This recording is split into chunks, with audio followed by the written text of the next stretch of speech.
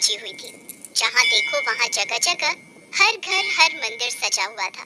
भगवान श्री कृष्ण के जन्मोत्सव के लिए सभी अपनी तरफ से तैयारी कर रहे थे। ये नजारा गोलोक में विराजे श्री भगवान कृष्ण और राधा मैया देखकर अति प्रसन्न हो रहे थे। तभी श्री कृष्ण ने अपने मोर पंख को ठीक किया, कमर में बांसुरी को कसा और मुकुट पहनकर तैयार हो गए। कान्हा, कहाँ चल दिए इतना सज संवर कर? अरे राधा, आज मेरा जन्मदिन है। धरतीवासी मेरे जन्म उत्सव को इतनी धूमधाम से मनाते हैं। मन में विचार आ रहा है आज अपने भक्तों की परीक्षा ली जाए, इसलिए धरती लोक में भ्रमण के लिए जा रहा हूँ। अच्छा, फिर तो मैं भी तुम्हारे साथ चलूंगी। तुम्हारे बिना तो मैं अधूरा हूँ राधे। भला तुम्हारे बिना मैं कैसे जा सकता हूँ? चलो, अब तुम भी तैयार हो जाओ। कान्हा, तुम्हें ज्ञात है जन्माष्टमी पर भक्त तुम्हें छोटे बालक के रूप में पूजते हैं, इसलिए इस रूप में नहीं, हम छोटे बच्चों के रूप में जाएंगे। ये भी उत्तम रहेगा। राधा कृष्ण दोनों धरती लोक पर जाने ही लगे कि तभी कृष्ण के सारे सखा वहाँ आ गए। अरे वाह कान्हा, तुम्हारे जन्मदिन का आयोजन और तुम अकेले अकेले ही जा रहे हो। आज तो खीर पूरी पकवान मिलेंगे, हम भी तुम्हारे साथ चलेंगे। अब तो तुम सबको भी ले जाना ही पड़ेगा। ठीक है, चलो तुम सब भी मेरे जन्मोत्सव का आनंद लेने चलो। राधा कृष्ण और सभी सखा छोटे छोटे बच्चों के रूप में आ जाते हैं और धरती लोक में पहुँचते हैं। घूमते घूमते वे सब एक गाँव में पहुँचते हैं। वहाँ पर सब जगह जन्माष्टमी की धूम थी। कन्हैया, मुझे तो बहुत जोरों की भूख लगी है, चलो न कहीं चलकर कुछ खाते हैं। हाँ, राधा बिल्कुल ठीक कह रही है। चलो ना कान्हा, सब मिलकर कहीं बढ़िया बढ़िया पकवान खाते हैं। मन तो मेरा भी हो रहा है। चलो, वो सामने उस घर में चलते हैं। वहाँ लग रहा है बढ़िया बढ़िया जन्माष्टमी की सजावट हो रही है। मेरे जन्मदिन की खुशियाँ मनाई जा रही हैं। चलो, सब चलते हैं। अरे अरे अरे, ये तुम सब कहाँ चले आ रहे हो? चलो हटो, बाहर जाओ। पता नहीं कहाँ कहाँ से आ जाते हैं। मैं भगवान कृष्ण के भोग की तैयारी कर रही हूँ। तुम लोग क्यों आए हो? हमें बहुत जोरों की भूख लगी है, कुछ खाने को दे दो। वाह, यहाँ तो पूरी, हलवा, सब्जी, खीर, यहाँ तो बहुत कुछ है। अरे क्या बात है सुशीला, आरती का समय हो रहा है, अंदर आओ। बाहर क्यों खड़ी हो? हाँ हाँ, आ रही हूँ। दरवाजा बंद कर दो। चलो बच्चों, यहाँ से जाओ। कान्हा, इन्होंने तो द्वार बंद कर लिया, अब हम क्या करें? हम सबको बहुत जोरों की भूख लग रही है। ये कैसी बात हुई? तुम्हारा ही जन्मदिन मना रहे हैं और तुम्हें ही कुछ खाने को नहीं दिया। अरे सुदामा, इन्हें थोड़ी पता है कि मैं वास्तव में कृष्ण हूँ। ये तो मुझे एक साधारण बालक समझ रहे हैं। कोई बात नहीं सुदामा, कोई तो होगा जो हमें इस रूप में भोजन देगा। चलो और कहीं देखते हैं।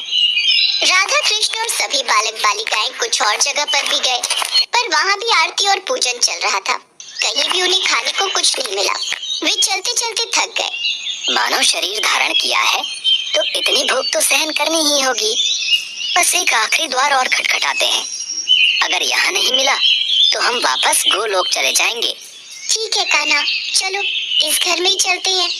थोड़ी और खीर दे। तुझे जब पता था कि मंदिर में खीर का प्रसाद बट रहा है तो तू थोड़ा ज्यादा नहीं ला सकती थी?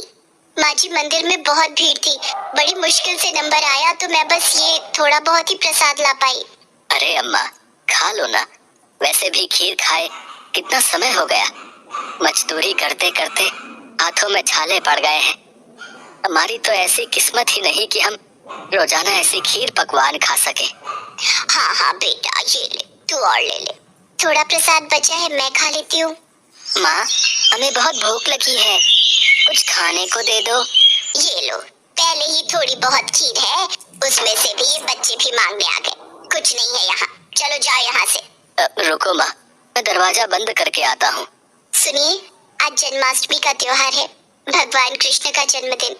ये बच्चे उन्हीं के रूप में लगता है झांकी लेकर निकले हैं। हो सकता है इन्हें रास्ते में भूख लगाई हो। थोड़ी सी खीर है मेरे पास, इन्हें दे देती हूँ। ऐसे द्वार पर आए बच्चों को भूखा भेजना मुझे ठीक नहीं लग रहा। माँ ये लो, तुम मेरी खीर भी इसमें से ले लो, मुझे इतनी सारी नहीं खानी। माँ, मेरे में से भी ले लो। अगर तुम अपनी दे दोगी तो तुम क्या खाओगी? राधा, इन बच्चों में अपनी माँ के प्रति कितना प्रेम है, मैं इनके लिए कुछ करना चाहिए। हाँ कान्हा, देखो तो, इन्होंने अपनी सारी खीर हमें परोस दी। कैसे पागल हो तुम तीनों। बताओ, अब अपने हिस्से की खीर इन बच्चों में बांट रहे हो। इतनी मुश्किल से तो ये थोड़ा प्रसाद मिला था। अब तुम दोनों बच्चे कान खोलकर सुन लो, मैं अपनी खीर में से एक भी निवाला नहीं दूंगी। ये लो बच्चों, ज्यादा तो नहीं, थोड़ी थोड़ी खीर है, ये खा लो। बस इतनी सी खीर? इससे तो हमारा चींटी जैसा पेट भी नहीं भरेगा। एक काम करो, थोड़ी और खीर ले आओ।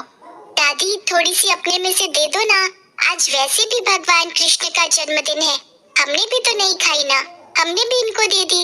अब क्या करूं, तुम लोग इतना जोर दे रहे हो तो ये लो, थोड़ी सी मेरे में से भी दे दो। सावित्री, ये ले, थोड़ी मेरे से भी ले ले, फिर बोलेगी मैं अकेले अकेले खा गया। सावित्री के परिवार के लोगों की ऐसी सोच देखकर राधा कृष्ण मन ही मन बात करने लगे। कान्हा, यह तो बहुत थोड़ी खीर है, कुछ करो, इन सबको भी तो खीर खाने का मन है। अगर हम ये सारी खीर खा जाएंगे तो ये लोग क्या खाएंगे? चिंता मत करो राधे, इस परिवार के सदस्य भूखे नहीं रहेंगे। हमने यहाँ खीर खाई है और मेरे जन्मदिन के उत्सव पर ये खीर ना खाएं, ऐसा हो ही नहीं सकता। बताओ, इतने मन से मैं खीर खा रही थी, सारी इन बच्चों को दे रही है, क्या कर सकते हैं? दादी, खीर खाओगे? देख, मजाक उड़ा रहे हैं बच्चे, और देखिए, अरे जब तुम्हें दे दी सारी खाने के लिए तो हम क्या खाएंगे, खाली बर्तन? दादी, आज कान्हा का जन्मदिन है, कान्हा को जब आप अपने हिस्से की खीर दे सकते हो तो कान्हा क्यों नहीं दे सकता? अभी रुको, मैं आपको ढेर सारी खीर देता हूँ, फिर आप भी खाओ और पड़ोसियों को भी खिलाओ। माँ जाओ, घर में जितने भी बर्तन हैं वो सब। बहू, अब छोटे बच्चे मजाक करने में बाज नहीं आएंगे, वैसे ही मुझे इन सब पर बहुत गुस्सा आ रहा है, सिर्फ तेरे कारण चुप हूँ, वरना मैं इन्हें कब का भगा देती। ये लो बच्चों, पता नहीं आज तुम सब क्या खेल खेल रहे हो। देखती जाओ माँ, आओ बच्चों, तुम भी देखो। फिर क्या था, सावित्री बर्तन रखती जाती और कृष्ण जी उसमें खीर भरते जाते। देखते ही देखते सारे बर्तन खीर से भर गए। ये चमत्कार देखकर सब लोग दंग रह गए। बहू, हमारे भाग धन्य हो गए, ये तो साक्षात कान्हा पधारे हैं। हाँ हाँ, माखन चोर नंद किशोर हमारे द्वार आए हैं, खीर से हमारे पात्र भर दिए। हे कृष्ण मुरारी, अपना रूप दिखाओ, हे राधा मैया अपना रूप दिखाओ, हमें दर्शन दो। सबकी प्रार्थना सुनकर राधा कृष्ण अपने रूप